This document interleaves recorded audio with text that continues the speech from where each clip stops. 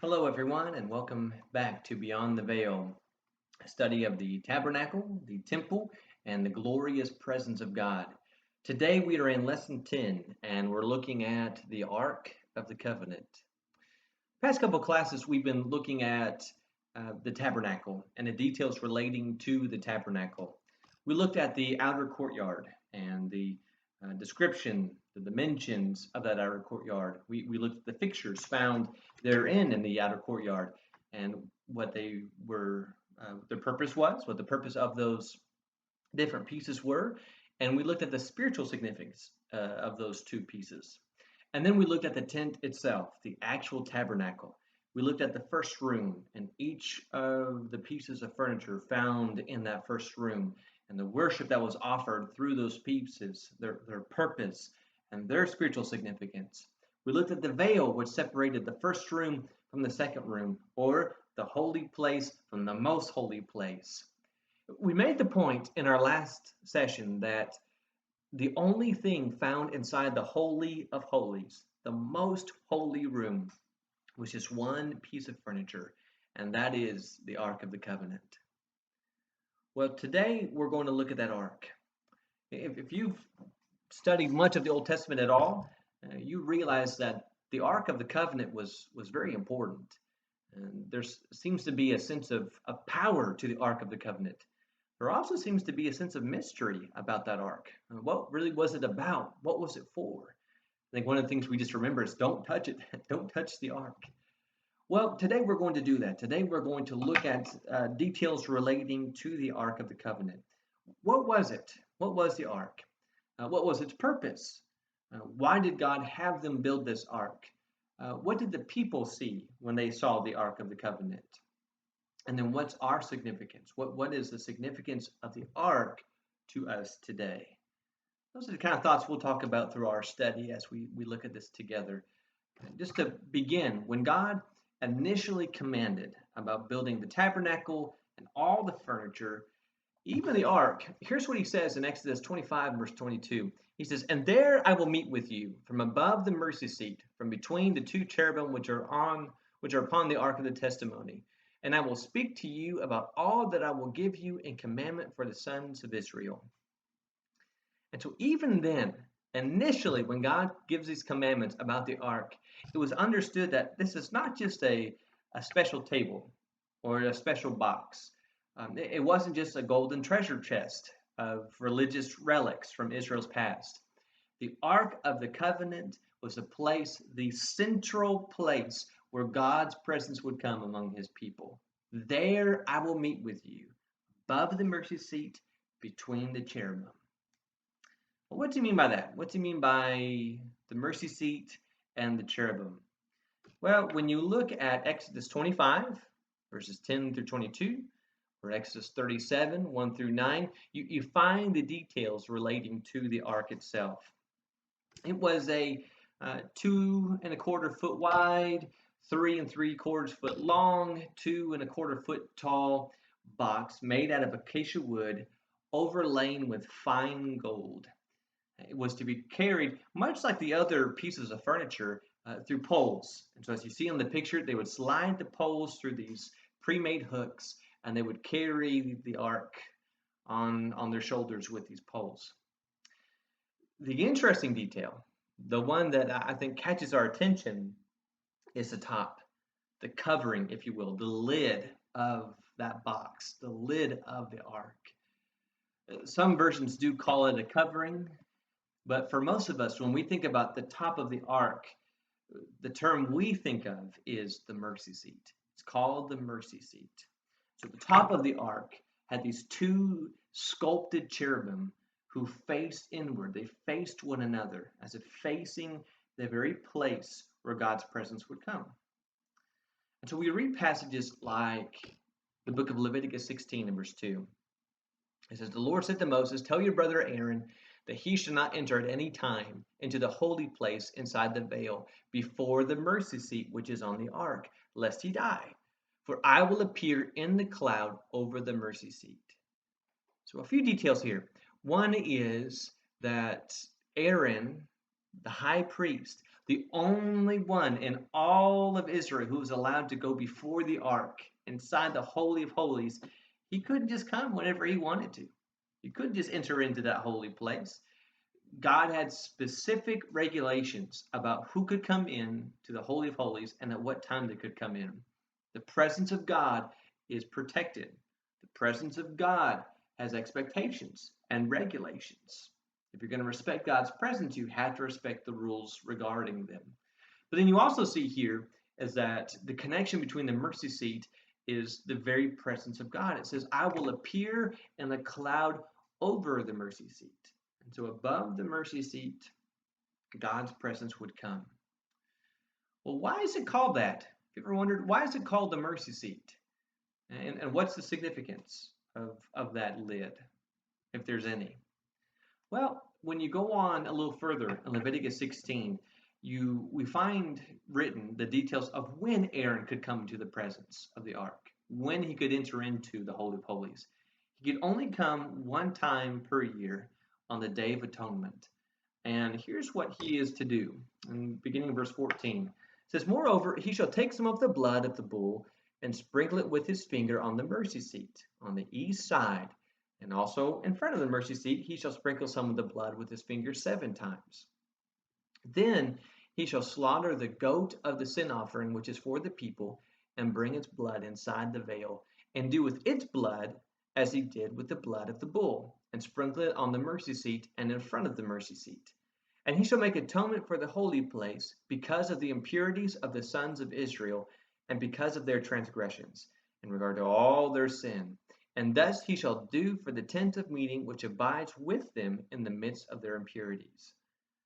So once a year, Aaron comes in and he brings the blood from these animals, the blood from these sacrifices, which is for the sins of the people, to seek forgiveness of the sins of the people. We call that propitiation. It is the offering of blood to God to appease his wrath, to seek peace, offering the price for the penalty or the cost of sin. And so Aaron brings this blood of these animals and he smears it on the mercy seat. That's why it's called the mercy seat. It's not just a place where God's presence would come and rest above it. It's a place where man came to seek forgiveness.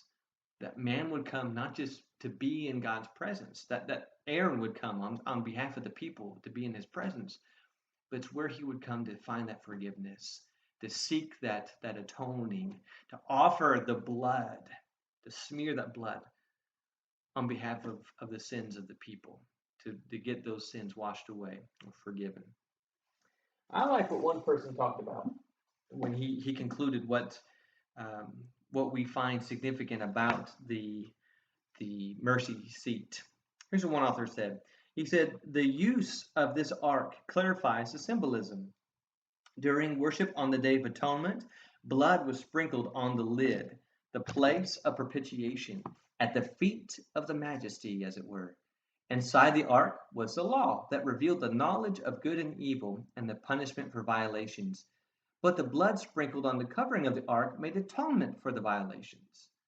The blood on the lid spoke of death, but inside the box, the manna and the rod that budded spoke of life.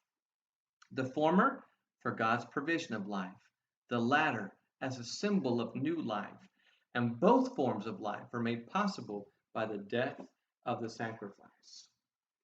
You get that there. And the ark itself represents death and life. Blood offered for sins. The sins against the law found inside that ark. The life seen within through the manna, through the budding of a broken tree, the branch. It's just a neat piece, a neat figure of seeing life and death represented through this box. And so it's called the mercy seat because it is a place where man came to seek and to find forgiveness of their sins through the offering of blood smeared on top of that ark. Well, as we found in the quote, we might just go ahead and ask the question, what was found inside that ark? What did God have kept inside of the ark? There's a few things, if you remember them. They are found in Exodus 16 and in Numbers 17. Three things that were found in the ark. Here's what they are and what they should have represented. One is the Ten Commandments, the two stones that were written, upon which were written the very law of God. So the Ten Commandments. This would have been Moses' copy because God's copy were thrown down by Moses at the incident of the golden calf. Ten Commandments. The Ten Commandments represented the promises, you might say the precepts. It's the very law of God, God's truth, God's expectation, the written covenant found inside the ark. Inside the ark was Aaron's rod. There was a time when the leadership of Moses and Aaron was questioned. And so God had all the leaders of the 12 tribes bring forth their rods. And he would choose which one he designated as his chosen leader out of those rods. And out of all the 12 rods, it was Aaron's that blossomed with almonds. Think of that. A dead tree, a rod, is a stick broken off from its root, its life-giving root. It's not going to grow anymore. But here, it's budding forth new life through almonds.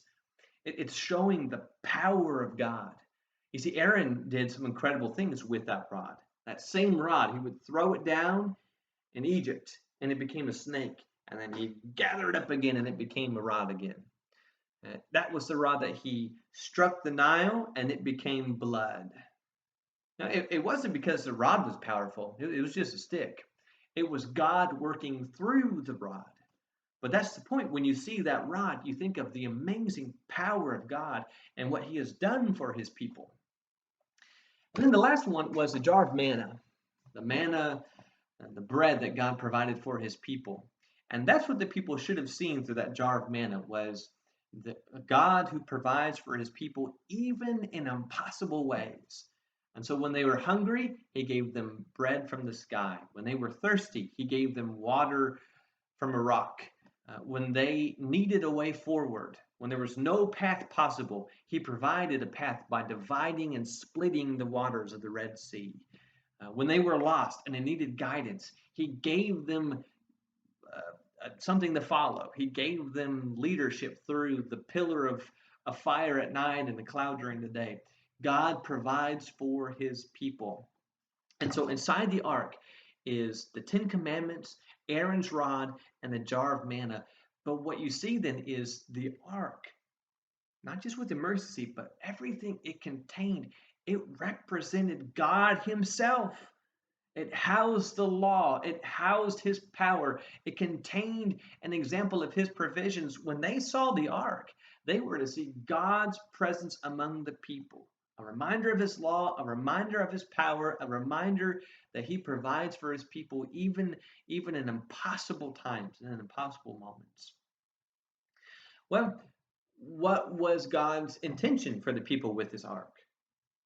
What did he want for this ark to be for the people? Well, look at a couple passages with me, and let's pull out some thoughts here. Just a few passages going through some of the books of history. In Numbers 10:35, it says, whenever the ark set out, Moses said, "Arise, O Lord, and let your enemies be scattered, and let those who hate you flee before you." So here you get this idea that the ark represented a sense of strength and victory in battle. When God's people entered into battle, if they had the ark with them, they were confident. They thought God is going to bring us the victory. And Joshua 3, verse 3, the leaders of the people commanded, saying, when you see the ark of the covenant of the Lord your God, with the Levitical priests carrying it, then you shall set out from your place and go after it.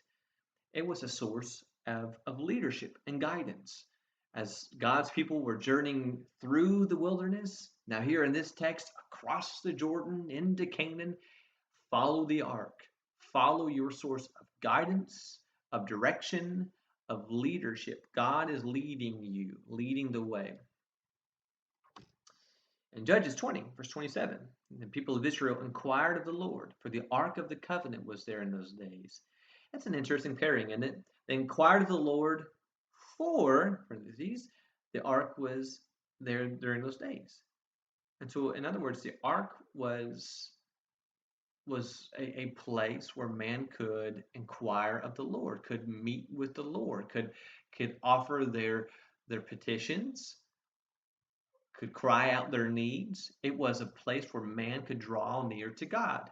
No, not literally. They couldn't actually approach the ark. It was housed inside the Holy of Holies. Only Aaron could go into that room.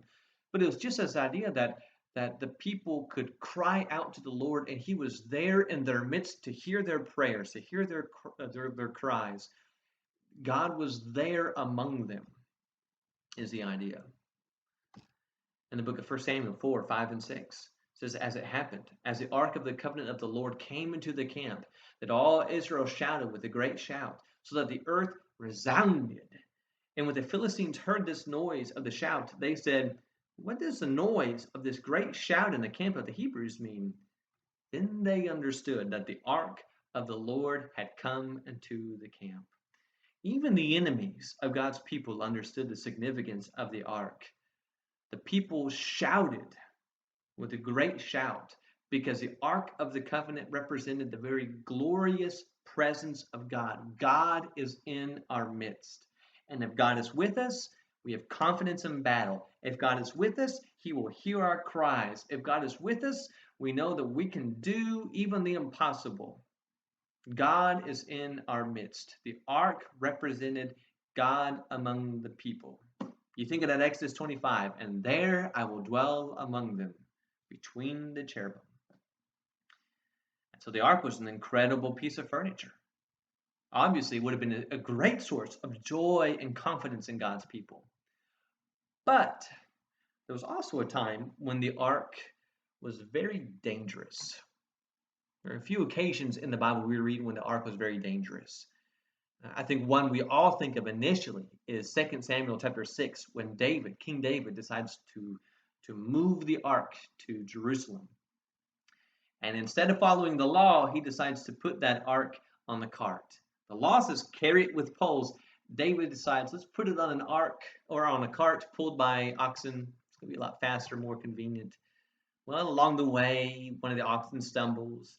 The ark starts to totter. And Uzzah reaches out his hand to stabilize the ark. He touches the ark, and boom, he's struck down dead. Don't touch the ark. You might think, well, he had good intentions. Well, he was just meaning to keep it from falling. Listen, the presence of God, the holiness of God, while it is wonderful, and while it is sought by man, desired by man, it is protected by God, protected by His holiness. You cannot enter into God's presence irreverently. You cannot enter into God's presence on your own terms. When God says, do not touch, there's no exceptions. When God says, do not enter, there are no exceptions. God sets the terms for His holy, glorious presence. Uzzah did not respect that, even with good motives. You see another occasion of this in 1 Samuel chapter 5. I have my Bible open here. 1 Samuel chapter 5. It says that now the Philistines took the ark of the covenant, in verse 1, and brought it from Ebenezer to Ashdod. Then the Philistines took the ark of God and brought it to the house of Dagon and set it by Dagon. Dagon was a false god that they worshipped. They also had an idol of Dagon. It says, when the Ashdodites arose early the next morning, behold, Dagon had fallen on his face on the ground before the ark of the Lord. So they took Dagon and set him up in his place again. But when they arose early the next morning, behold, Dagon had fallen on his face to the ground before the ark of the Lord, and the head of Dagon and both the palms of his hands were cut off on the threshold. Only the trunk of Dagon was left to him. Therefore, neither the priest of Dagon nor all who enter Dagon's house tread on that threshold of Dagon in Ashdod to this day. Now, the hand of the Lord was heavy against the Ashdodites. He ravaged them and smote them with tumors, both Ashdod and its territories. When the men of Ashdod saw that it was so, they said, the ark of God of Israel must not remain with us, for his hand is severe on us. And so they sent, it's severe on us and on Dagon our God. So they sent it back to Israel. Isn't that interesting? To to these Philistine Ashdodites.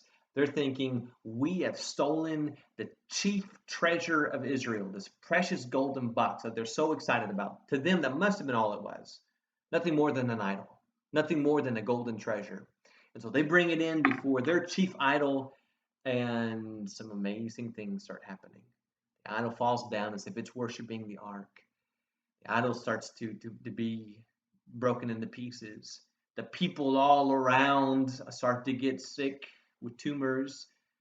It is dangerous. It is dangerous to take advantage of the presence of God. When God is not respected, when God is not treated as holy, either in his worship or in things relating to him. Here, the very ark of God, it comes with some very devastating consequences. One such example would be Leviticus 10, when the sons of Aaron come to the presence of God, offering a strange fire. Both of them are consumed with fire, and God's response is, I must be treated as holy, or must be regarded as holy. God's presence is holy. And so there are times the ark became very dangerous. But there are also times, some verses that we see that when people saw the ark of God, what they saw, what it represented to the people, was something great, something magnificent, something heavenly. And so we see in First Chronicles, King David rose to his feet and said, listen to me, my brethren and my people. I had intended to build a permanent home for the ark of the covenant of the Lord. Look, and for the footstool of our God. God sits on the throne of heaven, but his feet rest upon the ark of the covenant. And so we are coming to worship before his feet. That's a phrase that's found all through the Psalms, this worshiping at the footstool of God. That's what the ark was seen as. God who resides among us, we're here just to worship at his feet. Or you might think of Psalm 138 and verse 2. Arise, O Lord, and go to your resting place, you and the ark of your might. Where God is, the ark is, and the ark represents the power of God. So to the people, there's a sense of majesty. There's a sense of glory. There's a sense of brilliance and power behind the ark of the covenant. The center place of worship where God himself would come. Well, if the ark was so important, and the ark represented such an important thing to God's people, such an important significance of who God is, and that it represented God among the people, why don't we read about it later on? Like, why don't we read about it during the days of Jesus? What happened to the ark? Well, the last mentioning of the ark is during the days of King Josiah here in 2 Chronicles 35, when he tells them to put the holy ark in the house that Solomon, the son of David, the king of Israel, built. That's it. During the days of Josiah, that's the last we read of it, and then it's gone. Now, we don't know what happened to it. Indiana Jones got that one wrong. We don't know what happened to the ark. But, that's not on accident. You see, we read in Jeremiah 3, verse 16, the Lord says, it shall be in those days when you are multiplied and increase in the land, declares the Lord. They shall say no more, the ark of the covenant of the Lord. It shall not come to mind, nor shall they remember it, nor shall they miss it, nor shall it be made again. So here God is speaking of the people, the remnant who will come out of captivity, those who will come out of the Babylonian captivity. And you just notice a couple things here from this verse. One is that they're not going to miss it. They're not going to be asking about it. It's not even going to come to their mind. It says, nor shall it be made again. That tells us something, doesn't it? The ark is gone. Either it was stolen or destroyed, gone, missing, taken out of existence. The ark is no more. But the people aren't going to miss it. They're not going to go looking for it. Part of that, perhaps, is on purpose, with wisdom behind it. Because God's people have had the temptation of taking something that should have pointed them to God and worshiping the thing rather than God himself, like the bronze serpent. There would have been a great temptation, perhaps, for God's people to worship the ark rather than the God who resided at the ark. But there's also a sense in which they didn't need the ark anymore. They didn't need that golden box in their midst anymore because they were looking for the one who was soon to come, the one who represented the ark in its entirety. Jesus is the fulfillment of the ark. Think about this. The ark represented the presence of God. There I will reside among you. I will be in your midst between the cherubim. What's John 1 verse 14 says? He came and dwelt in their midst, and we beheld his glory. He dwelled in our midst. Jesus was here. He is the presence of God among the people. Well, inside the ark was the Ten Commandments, the very law of God. What is Jesus called in John 1? In the beginning was the Word, and the Word was with God, and the Word was God. He is the very truth of God. He is the Word. In the ark was Aaron's rod, a very demonstration of the power of God. Well, what do we see with Jesus? There is nothing he could not do. And so he was carrying miracles, healing the sick, the lepers, the lame, the blind. With his words, he could speak it and it would be done. He could walk on water. He could cast out demons. He could resurrect the dead. He himself was resurrected with the dead. He is the very power of God. And then with manna, you see life, a provision of God who provides for his people in Jesus, who provides direction, who provides compassion, who provides truth, and Jesus himself who provides life itself. I am the way, the truth, and the life. Or Jesus who calls himself in John 6, I am the bread of heaven. You think of the mercy seat, the very top, the covering that rests on top of the ark, smeared with the blood of animal sacrifices to atone for the sins of man. But you think of Jesus who offered his own blood, his blood on the cross of Calvary for all the sins of all people of all time. Jesus is the perfect representation of the ark. And so, no, we don't need the golden box. We don't need the ark anymore because the real ark has come.